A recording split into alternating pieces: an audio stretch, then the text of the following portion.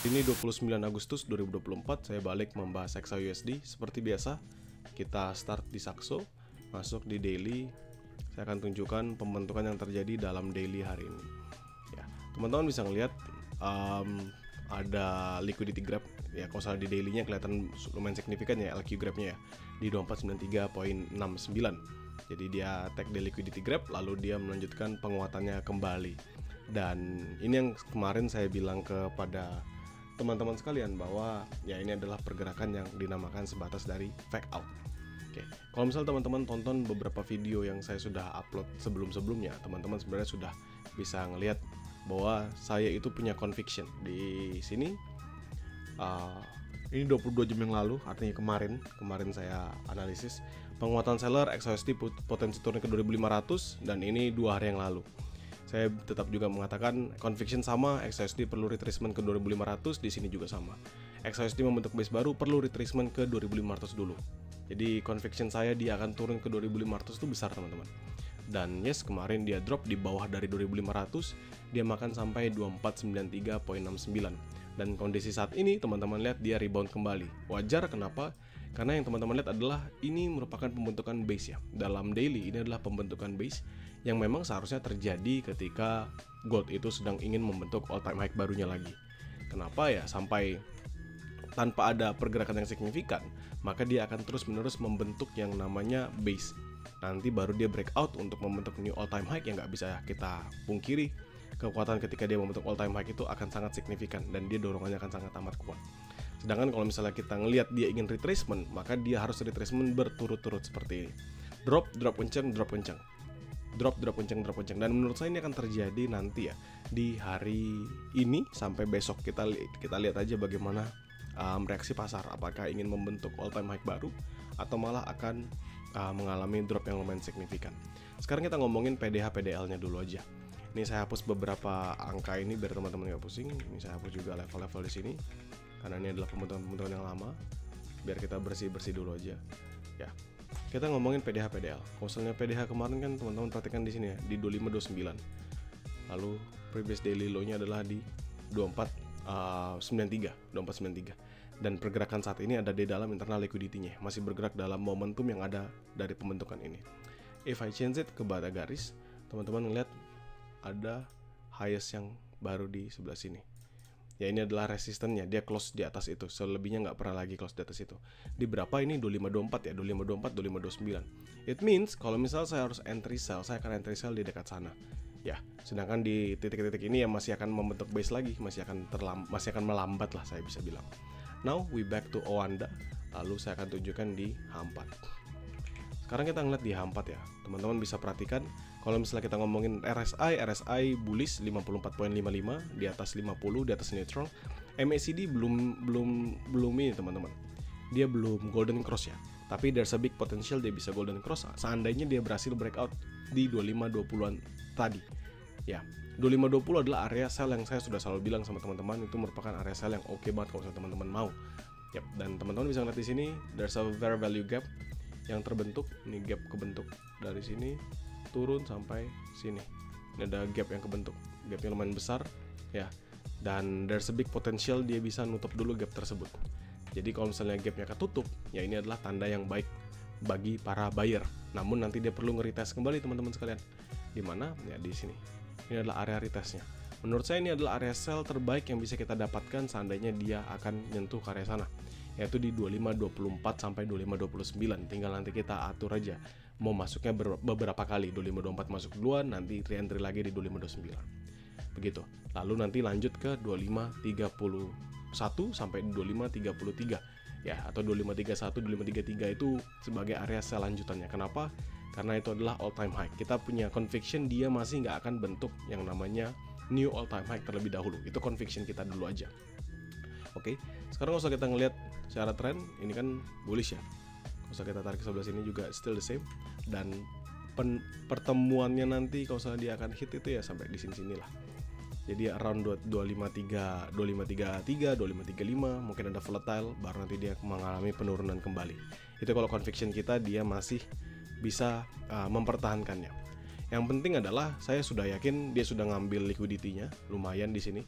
Dia drop di bawah 2500 as what I expected, dan harusnya akan bertahan cukup lama untuk melanjutkan penguatannya sampai nanti dihajar sama candlestick yang besar seperti ini. Now change to H1. Ini masuk dalam pandangan saya untuk trade kita di hari ini. Teman-teman bisa ngeliat ada golden cross sudah terjadi di MACD-nya H1, lalu RSI di 57.45. Artinya apa ya? Artinya memang ini strong untuk melanjutkan penguatannya. Teman-teman lihat juga di pembentukan yang terjadi, ini ada inverted head and shoulders. Walaupun nggak begitu signifikan, tapi kita bisa perhatikan ya, there's a inverted head and shoulders. Dan teman-teman tahu ya, 2511 ini kan adalah area yang semalam saya bilang sebagai patokan base-nya. Jadi selama dia nggak break balik di bawah 2511, maka 2511 ini akan menjadi area untuk melanjutkan penguatan. Maksudnya apa? Maksudnya, setiap kali dia drop ke 2511, selama ini nggak di breakout, maka dia akan terus ngejar ke 2518, 2520, 2520 lah kalau saya boleh katakan. Ini sama seperti analisis saya kemarin ya. 2511 dia nahan aja di 2511, pasti akan lanjut ke 2520. Kenapa ya? Karena ini adalah base barunya. Jangan sampai this new base ini di breakout. Kenapa? Karena teman-teman bisa lihat di sini inverted head and shoulders. Jadi ini adalah neckline yang baru banget di breakout. Sehingga kalau misalnya ini mampu bertahan, teman-teman bisa ngeliat 2511 ini sebagai new base atau kaki baru dari gold untuk melanjutkan penguatannya ke 2520, ke 2525 sampai 2530. Apakah dia akan ke 2500 lagi? Ya tadi ngelewatin di 2511 dulu. Selama 2511 yang nggak di breakout, nothing to be worry about, dia bakal going strong untuk melanjutkan penguatannya. Begitu ya. Dan teman-teman ingat bahwa market ini masih akan lambat. Tentu masih akan lambat. Kenapa? Karena nanti malam akan ada data GDP dengan initial jobless claim. Besok ada core PCE price index. Jadi dua news yang sangat amat signifikan di akhir bulan ya, di akhir bulan. Dan nanti teman-teman mungkin saya akan mulai style itu ya di area-area dekat-dekat di sini. Kalau misalnya kita pakai Fibonacci retracement, saya tarik dari atas, saya tarik sampai paling bawah, maka teman-teman lihat 618 sebenarnya dekat di sini ya, di 2515. Di sini di 2515 ini ada area Fibonacci. Tapi menurut saya potensial dia break area tersebut tuh terbuka lebar. Dengan ada penguatan yang bertahap. Ini kan penguatannya bertahap. Teman-teman lihat jam 5, jam 6, jam 7, jam 8, jam 9, jam 10 dia penguatannya bertahap dan itu adalah penguatan yang bagus. Di sini ada fair value gap yang tadi saya sudah bahas. Untuk lebih safe-nya tentu kita ambil paling atas di sini. Ya di area order blocknya. Tetapi kalau misalnya nanti kita bisa dapat area sell di fair value gap pun it's actually fine. Ya di 2520 it's totally the same teman-teman. Saya akan ngambil 2520, 2522 sama seperti kemarin selama 2520 nya nggak di breakout. Jadi kita makan untuk di fair value gap-nya sebagai sell high risk. Now saya akan bilang di trade ideas. Buy scalping tentu 2511 ini nggak bisa saya jadikan patokan untuk buy yang kuat. Kenapa ya? Karena mentok dia hanya sebatas buy scalping aja. Ya, jadi buy scalping saya di 2511 sampai ke 2509.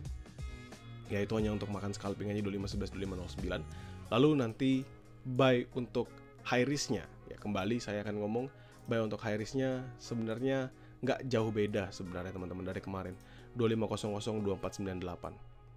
Ya 2500, 2498 ini akan menjadi area buy high risk-nya saya. Medium risk totally the same, nggak ada berubah sama sekali karena belum disentuh ya. Sedangkan sell pertama itu akan ada di 2520, 2522.